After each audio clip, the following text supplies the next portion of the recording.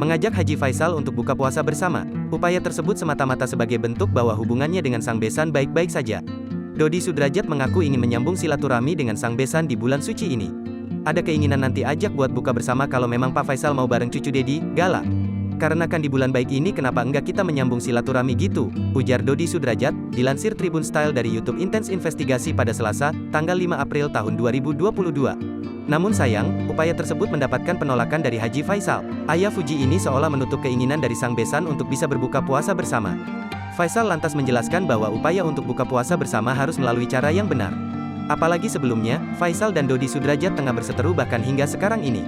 Tidak seperti itu caranya, tentu ada mekanisme yang ditempuh, ada tata cara yang ditempuh. Saya aja dulu minta maaf, saya sampaikan begini, saya merasa kamu tersinggung, saya minta maaf sama kamu begitu. Jadi nggak tiba-tiba, memang kita nggak punya perasaan, memang kita nggak punya hati, tutur Faisal.